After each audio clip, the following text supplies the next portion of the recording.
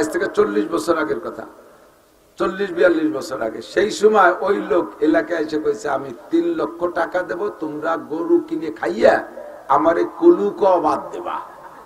এই কুলু নাম শয়দা। সে সময় 1000 টাকায় যে গরুটা হইতো, এখন সে গরুটার দাম 1.5-2 লাখ টাকা। মুরব্বীরা সাক্ষী দেন। 40 বছর আগে যে গরুটার দাম 1000, এখন দাম 1.5-2 লাখ টাকা না? তো 3 লাখ টাকা মানে 2 লাখ টাকা দামের 300 গরু। এই খাইয়া আমারে কুলু কবা না। তোরা কয় দেন টাকা দেন, আমরা খাই, আমরা কব না, আর কেউ কলি ঠেয়াতে হলো না। তো ব্যাকগ্রাউন্ড কুলু এইটা শুনতে ভালো লাগে না, তাই পাল্টানোর জন্য কোটি কোটি টাকা খরচ করতে রাজি। আর আমাদের ব্যাকগ্রাউন্ড আদম আলাইহিস সালাম জান্নাতি মানুষ, এই কথা বলতে লজ্জা লাগে। ব্যাকগ্রাউন্ড বান্দর ছিল, ওর আব্বা বান্দর, তাই কথা বললি বলে ক্রেডিট বাড়ে। একটা মানুষ থেকে সমস্ত মানুষকে বানাইছে সূচনা কিভাবে? সর্বপ্রথম ওই মানুষটার স্ত্রীকে বানাইছে মিনহা, ওই মানুষটা থেকে, হা মানে নফস, নফস মুয়ান্নাস। আদম আলাইহিস সালাম থেকে তার স্ত্রীকে বানাইছে। আল্লাহ পাক যে আদমকে বানাইতে গোটা দুনিয়ার মাটির উপরিভাগ চামড়া থেকে মাটি তুলে নিয়ে মাটি দিয়ে আদমকে আলাদা বানাইলেন। মাটির তো জগতে অভাব ছিল না যে হাওয়া আলাইহিস সালামকে আলাদা মাটি দিয়ে তৈরি করবে, কিন্তু তা না বানাইয়া মিন জিলাইহিল আইসার, বাম পাশের এই পাজরের যে বাঁকা হাড্ডি, এর একটা হাড্ডি খুলে নিয়া সেই হাড্ডি থেকে হাওয়া আলাইহিস সালামকে তৈরি করেছেন।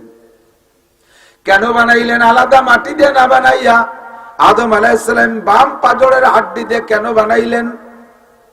কয় পাজরের হাড্ডি নিজের শরীরের অঙ্গ, অঙ্গের প্রতি যেই ভালোবাসা থাকে অন্য জিনিসের সাথে সেই ভালোবাসা থাকে না। কথা কোন? আমার হাতের প্রতি আমার যে ভালোবাসা, আমার বাড়ির একটা লাঠির প্রতি সেই ভালোবাসা না, কুড়ালের প্রতি সে ভালোবাসা না, দাউ কাছি খুন্তা কুড়েল কোন তার প্রতি সেই ভালোবাসা না। আমার অঙ্গের সাথে আমার যে ভালোবাসা, আন্তরিকতা। স্বামী স্ত্রীর ভিতরে একটা মোহাব্বত হতে হবে, আঙ্গিক মোহাব্বত, অন্তরে আন্তরিক মোহাব্বত, অঙ্গে অঙ্গের ভালোবাসার মতো। এই ভালোবাসা তৈরি করার জন্য আল্লাহ পাক আদম আলাইহিস সালামের বাম পাশের হাড্ডি বের করে সেখান থেকে হাওয়াকে বানাইলেন। গুনিয়ে দেখছেন নাকি? এই পাশে যাকে স্বাস্থ্য ভালো তারা হাতে পাবেন না, আমার মতো শূন্য মানুষ। এই যে আমি তো গুনিয়ে দিতে ওর এই পাশে 6টা কহা না, এই পাশে কখান 6টা, প্রত্যেকের বাম পাশে 6টা, একখান কম। ওই কম 6টা খান বের করে যার যার স্ত্রীকে বানাইছে। কের কের কপাল ভালো, ওই 100টা দিয়ে বউ 8টা 10টা হয়ে গেছে, যারা মেলা বিয়ে করে। মোহাব্বত আর ভালোবাসার জন্য আল্লাহ পাক এই 6টা বের করে মানুষ বানাইয়া ওয়াখালাকা মিনহা যাওজাহা, এরপরে যখন জোড়া হয়ে গেছে, অবশ্যই মিনহুমা রিজালান কাসীরা ওয়া নিসাআ, এর থেকে আল্লাহ হাজার হাজার লক্ষ লক্ষ কোটি কোটি পুরুষ আর নারী বের করেছেন, তৈরি করেছেন। কিন্তু ডারউইনের আবিষ্কার হলো তারা নাকি বান্দরের থেকে সৃষ্টি হয়েছে। কত বড় বেয়াদব, কত বড় বেয়াকুব। চিন্তা, কের যদি ব্যাকগ্রাউন্ড খারাপ থাকে, আছে না সমাজে অনেক ব্যাকগ্রাউন্ড, পিছনে দাদা পরদাদা এরা সুবিধা ছিল না, হঠাৎ করে ইনি আঙ্গুল ভুলে কলা গাছ লেখাপড়া শিখে টিকে বিসিএস ক্যাডারে বড় অফিসার হয়ে গেছে। এখন এই অফিসাররা যদি জিজ্ঞেস করেন আপনাদের পূর্বপুরুষ কেমন ছিল, আমাদের 3 পুরুষ আগে জমিদার ছিল, অথচ এই খাতে পেঁয়াজের খাতে পেঁয়াজ লাগাই বেড়াইছে, পরে ওইটি কামলা দিয়ে বেড়াইছে, তা কবেই না। আমাদের ওই পাশে একটা জায়গা আছে, নাম কব না, ইউটিউবের আবার পৌঁছে দিবেন তাকে কাছে। ছোটবেলায় আমি যখন মিজান না হবে ফার্সি বলে মিজান পড়ি, মামা বাড়ি রমজান মাসে একটু বড় হয়ে উঠছি, মামাকে তারাবি পড়াইতাম। তো ওই সময় খবর পাইলাম ওই এলাকায় আল্লাহ মামা বাড়িও কয়ে ফেলাইছে। তাই আমারও তো সবাই ছিল যে মামা বাড়িতে তো এলাকা বাড়ি করে ফেলবে না। যা কইছি তা কইছি। বাংলাদেশ স্বাধীনের সময় যখন ভাষণ দেওয়া যায় 30 লক্ষ মানুষের শহীদের বিনিময়ে দেশ স্বাধীন করেছি, পিছনে এক নেতা কয় স্যার 30,000, কয় যা কইছি তা কইছি। মরুক যে কটা মরুক, কইছি 30 লাখ তো 30 লাখই। আল্লাহু আকবার। ওই এলাকায় একজন কুলু আছে না, যে তেল ঘাইন গরুতে ঘাইন ভাঙ্গায় তেল বের করে, কুলু বড় পয়সাওয়ালা হয়ে গেছে। পরে ব্যবসা ছোট থেকে, ছোট থাকলে প্রত্যেক ব্যবসার এক নাম, বড় হলে আর এক নাম। কোন এই জুড়ি তের বাজারে বাজারে মাছ বেশি বেড়ে, তার নাম জাইলি। আর যখন বড় মাছের কারবার করে তখন ফিশারিজ ইন্ডাস্ট্রিজ ভাষা পাল্টে গেছে। যতদিন তাঁতের কাজ করে নিজে হাত দিয়ে গামছা বুনে ততদিন হলো কাইরিয়াল জুলা। আর যখন বড় ইন্ডাস্ট্রিজ বানায় ফেলায় দেয় তখন তার নাম কি কয়, কি যেন একটা কয় বুঝে গেছি, টেক্সটাইল। Thank you. টেক্সটাইল তখন নামায় কি টেক্সটাইল। একই কাজ। বাজারে বাজারে জুড়িতে জুড়িতে তেল বেশি বেড়ায় তাকে তেলীয় ব্যাপারী। আর যখন বড় কারবার করে রাস্তার পাশে বিশাল করে তখন পাম্পের মালিক। যতদিন এরকম গাইন ঘুরে যাচ্ছে ততদিন কুলু। যখন বড় তেলের পাম্প তেলের কারখানা করে ফেলেছে তখন হচ্ছে অয়েল ইন্ডাস্ট্রিজ। এই অয়েল ইন্ডাস্ট্রিজ হওয়ার পরেও কিন্তু তার নামটা সে কুলু কইয়েই ডাকে সবাই এলাকায়, অমক কুলু।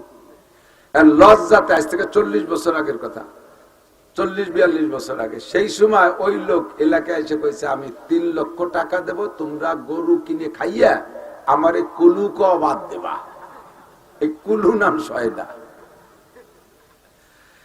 সে সময় 1000 টাকায় যে গরুটা হইতো এখন সে গরুটার দাম 1.5-2 লাখ টাকা।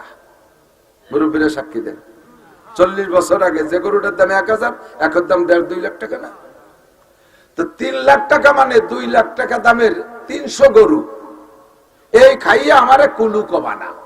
তোরা কয় দিন টাকা দেন আমরা খাই, আমরা কব না, আর কেউ কলি ঠেয়াতে হলো না।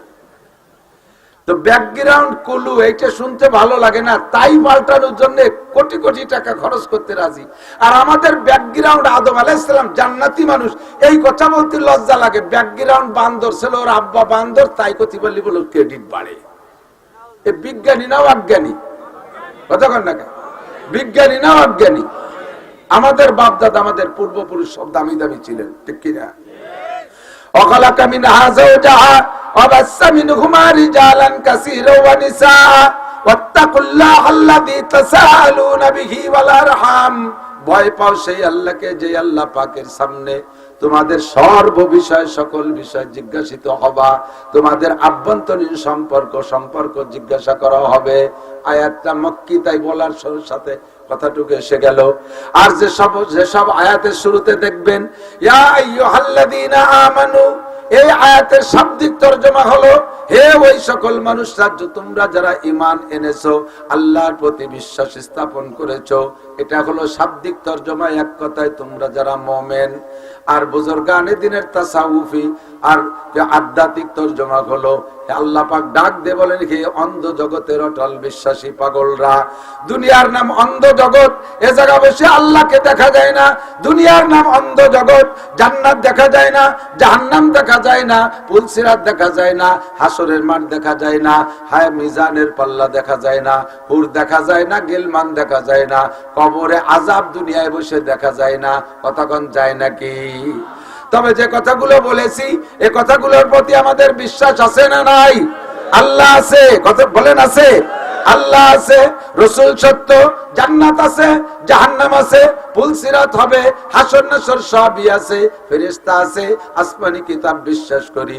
দুনিয়া থেকে একটাকেও না দেখে বিশ্বাস করি বিদায় আল্লাহ পাক বড় মহব্বতের সাথে আপনাদেরকে ডাক দিয়েছেন হে আমার অন্ধ জগতের অটল বিশ্বাসী পাগলরা। দুনিয়ায় বহুত পাগলামি করেছো। পাগল কাকে বলে? স্বাভাবিক নিয়মের পর যে আমল করে না, মারে ভাবি করে ডাক দেয়, বউরে মা করে ডাক দেয়, নিজের ঘরে আগুন জ্বালায় দেয়, পরের ঘরে যে পানি ঢালে, রাস্তার ছিঁড়া কাটা ছিঁড়া কাগজ দিয়ে বস্তা ভরে, আর 1000 টাকার নোট দিলি পথ করে টেনে ছিঁড়ে ফেলাই দেয়, শুকনো শুকনো গোবর দিয়ে বস্তা ভরে, আবার খাবার প্লেট ভরে দিলি তা পায়খানার মধ্যে চেলে ফেলাই দেয়। এর নাম হলো পাগল। সম্পূর্ণ অনিয়ম কাম করে যে সে হলো পাগল। আপনাদেরকে আল্লাহ পাগল কেন বললেন? চোখের সামনে দেখতেছেন দুনিয়াদাররা কত শান শওকতে থাকতেছে। গত 2 দিন আগে আমি গিয়েছিলাম দাকব, খুলনার একেবারে দক্ষিণ সীমান্তে সুন্দরবনের গায়ের থানা দাকব। আল্লাহু আকবার, যে দেখলাম শত শত মুসলমান খ্রিস্টানদের টাকার কাছে দুর্বল হইয়া বেঈমান খ্রিস্টান হয়ে গেছে। আপনারাও যদি খ্রিস্টান হতে চান, আমি কোটি কোটি টাকা এনে আপনাদেরকে দিতে পারবো। শর্ত হলো ঈমান ছেড়ে দিয়ে খ্রিস্টান ধর্ম গ্রহণ করতে হবে। কেউ রাজি আছেন? সারা পৃথিবীর রাজাও যদি বানায় দেয়, জাতিসংঘের মহাসচিবও যদি আমারে বানায় দিয়ে বলে তুমি বলবা আল্লাহ নাই, তুমি বলবা রসুল মুহাম্মদুর রাসূলুল্লাহ না, এই কথাটুক বললে তোমারে জাতিসংঘের মহাসচিব বানাই দেওয়া হবে। ওরে জাতিসংঘ না, সারা পৃথিবীর প্রেসিডেন্ট মালিকও যদি আমারে বানায় দেয়, ওই কথা আমার দ্বারা বলা সম্ভব না।